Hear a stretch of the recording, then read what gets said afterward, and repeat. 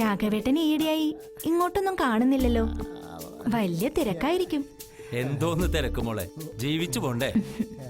ലക്ഷ്മിയുടെ എത്തിയേ. ആ രാഘവനോ? ആ ചന്ദ്രു ഇത് എവിടെ പോയി കിടക്കുക? അവനെ കണ്ടിട്ട് 2-3 ദിവസമായല്ലോ.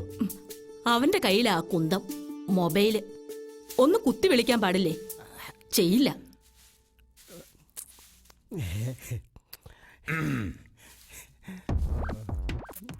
എടേ മതി മുറ്റമടിച്ചത്, കേറിപ്പോ. ചന്ദ്ര വരുമ്പോഴേക്കും വല്ല തിന്നാനുണ്ടാക്ക്. അമ്മ എന്നോട് എന്തിനാ ദേഷ്യപ്പെടുന്നേ? വല്ലാത്ത കഷ്ടം തന്നെ. ചേട്ടത്തി വിഷമിക്കാതിരി, അവൻ ഈ കോളനിയിൽ എവിടെയെങ്കിലും കാണും. ഞാനൊന്ന് പോയി നോക്കിയിട്ട് വരാം. ജനിച്ചപ്പോഴേ കണ്ണ് കോഴിക്കൂട്ടിലേക്കല്ലേ ശവം, കണ്ണ് ഞാൻ കുത്തി പൊട്ടിക്കും. ചേച്ചി ഒന്നും വിചാരിക്കരുത്. ചന്ദ്രുവിനോട് ആ ജോയി ആയിട്ടുള്ള ബന്ധം വേണ്ടാന്ന് പറയണം. ഞാൻ ഇറങ്ങുക. നീ അവനെ കണ്ടാ പറയണം വേഗം ഒന്ന് ഇങ്ങോട്ട് വരാൻ. ആ കോളനി കിടന്ന് ചാവണ്ടാന്ന് വെച്ചാ ബാക്കിയുള്ളവർ ഇങ്ങോട്ട് താമസം മാറ്റിയത്. ഇവിടെ അവൻ സ്വൈര്യം തരില്ലല്ലോ എന്റെ ദൈവമേ.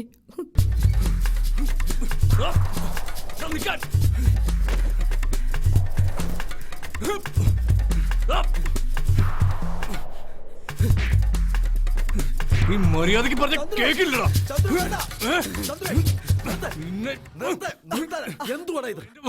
എന്റെ പെങ്ങളുടെ പുറകിടന്നാണ്ടല്ലോ കൊന്നിയ പട്ടിക്കിട്ട് കൊടുക്കും. കേട്ടോ നിനക്ക് അറിയില്ല എന്നെ.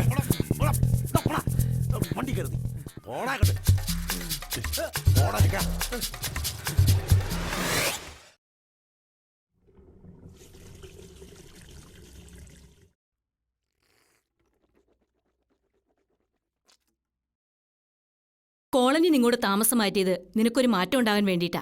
നീ ഇപ്പോഴും തല്ലുംപിടിയായിട്ട് നടന്നോ? പ്രായമായൊരു പെങ്ങളുണ്ടെന്ന കാര്യം മറക്കണ്ട. നീ അവരെ നോക്കണ്ട. പ്രകാശനെ നീ എന്തിനാ വെറുതെ തല്ലിയേ? തല്ലാൻ തോന്നി തല്ലി, അത്ര തന്നെ.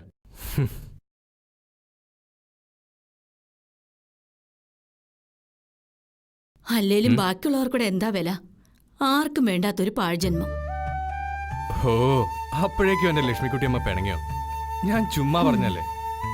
കുറെ നാളെ ശാരിയുടെ പുറകെ മണം പിടിച്ചോണ്ട് ആ നാറ് നടക്കാൻ തുടങ്ങിയിട്ട് ഇന്ന് എന്റെ കയ്യിൽ ഒത്തുകെട്ടി. ഒന്ന് ചുമ്മാ വിരട്ടി വിട്ടല്ലേ, അത്ര തന്നെ. അതെ, കാണാൻ കൊള്ളാവുന്ന പെമ്പിള്ളേരെ കാണുമ്പോ പയ്യന്മാര് നോക്കിയെന്നിരിക്കുമോ? അതിനസൂയപ്പെട്ടിട്ട് കാര്യമില്ല.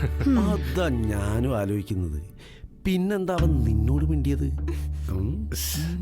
4 അക്ഷരം പഠിച്ച് നീയൊക്കെ ഇങ്ങനെ തല്ലും കൂത്തുമായിട്ട് നടന്നോ? വയസ്സ് എത്രയായതാ നിന്റെയൊക്കെ വിചാരം?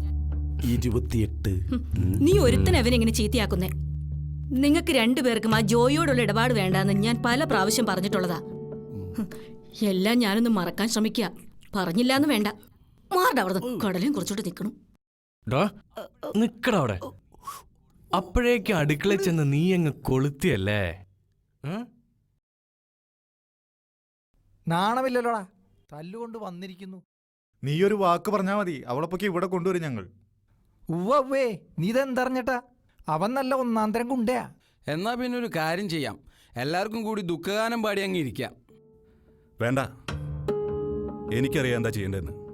ഉത്സവം കൊടിയേറുന്ന രാത്രി ഞാൻ അവളെ കാണുന്നുണ്ട്, ഒറ്റയ്ക്ക്.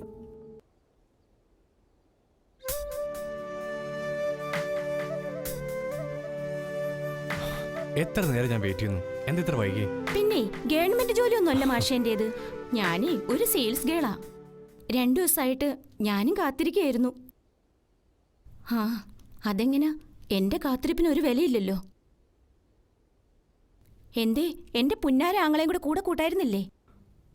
ചൂടാവല്ലേ പ്രിയ. എന്തെല്ലാം കടമ്പ കടന്നാലാ നിന്റെ ഈ മുഖം ഒന്ന് കാണാൻ പറ്റുമെന്നറിയോ? എങ്ങോട്ടാ മുങ്ങിയത്? പോകുമ്പോ ഒന്ന് പറഞ്ഞിട്ട് പോയിക്കൂടെ? മനുഷ്യനിവിടെ തീ തന്നെയായിരുന്നു. പേടികൊണ്ടാ ചന്ദ്രേട്ടാ. പിന്നെ പഴയ പണി.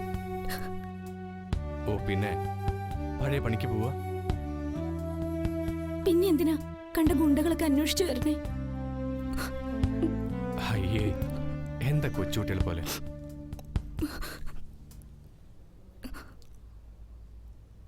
ശാരിക്ക് പ്രായമായി. പിന്നെ നമ്മുടെ കാര്യം, എല്ലാത്തിനും പണം വേണം. അതുകൊണ്ട് അതുകൊണ്ട് ഇങ്ങനെ ജീവിച്ചാൽ മതിയോ? നമുക്കുമില്ലേ ആഗ്രഹങ്ങളും മോഹങ്ങളും. എന്തായാലും ഞാനൊരു റൗണ്ട് കളിക്കാൻ ഇറങ്ങാ.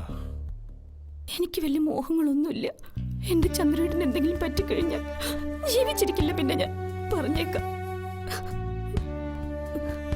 എല്ലാം വെട്ടിപ്പിടിക്കുന്നതിനിടയിൽ കാത്തിരിക്കുന്ന ഈ മുഖം ഓർമ്മയുണ്ടാവണം. മറന്നു വെച്ച മരിച്ചെന്ന് കൂട്ടിക്കോ.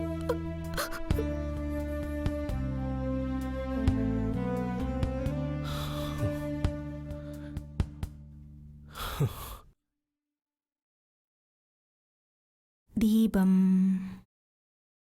ദീപം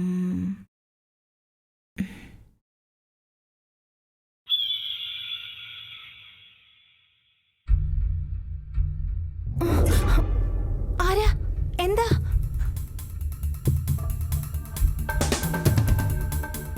ജോയ്, ചെമ്പൻ ജോയ് എന്ന് പറയും. ചന്ദ്രനൊന്ന് വേണം, മോളൊന്ന് വിളിച്ചേ.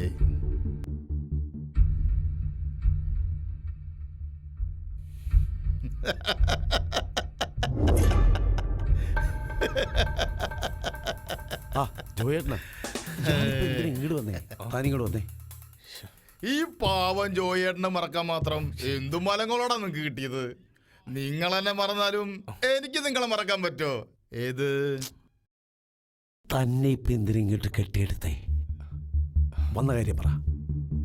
Cool down boys. എന്ത് പറ്റി പെട്ടെന്നൊരു മനമാറ്റം? എല്ലാം അവസാനിപ്പിക്കുമ്പോ മണ്ടന്മാരെ മടങ്ങരുത്. ജോലി ചെയ്ത പ്രതിഫലം കുത്തിരി പിടിച്ച് മേടിക്കണം. ഓ, ഇതുവരെ കിട്ടിയതും കൊണ്ടതൊന്നും പോരാ. ഇനി അവന്റെ കൂടെ കൂടി നശിക്കാന പരിപാടി. കണ്ട അലവരാദികളൊന്നും ഇവിടെ കയറി നിറങ്ങാൻ ഞാൻ സമ്മതിക്കില്ല.